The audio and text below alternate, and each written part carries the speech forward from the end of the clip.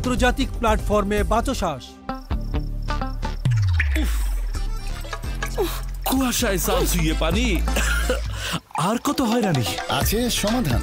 বসত ঘরে লাগাও আনোয়ার শীট, সারা ঘর থাকে শুকনা, সর্দি কাশিও থাকে দূরে। আনোয়ার শীট।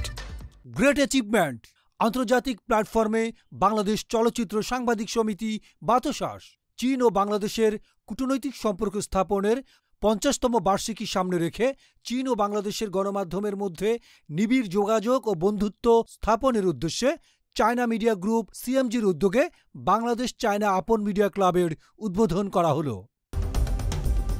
২৪ ডিসেম্বর জাতীয় প্রেসক্লাবে বাংলাদেশ ও চীনের গণমাধ্যমের মধ্যে বিনিময় ও সহযোগিতা বৃদ্ধির লক্ষ্যে বাংলাদেশ চলচ্চিত্র সাংবাদিক সমিতির সাথে এই সমঝোতা স্মারক স্বাক্ষর হয়।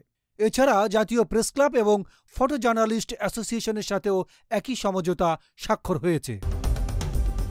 অনুষ্ঠানে অতিথি হিসেবে উপস্থিত ছিলেন বাংলাদেশে নিযুক্ত চীনের রাষ্ট্রদূত ইয়াও ওয়েন, প্রধান উপদেষ্টার প্রেস সচিব শফিকুল আলম, সিএমজির বাংলা বিভাগের পরিচালক ইউ কুয়াং ইউয়ে। বাচসাসের পক্ষে সমঝোতা স্বাক্ষর করেন সভাপতি কামরুল হাসান দর্পণ।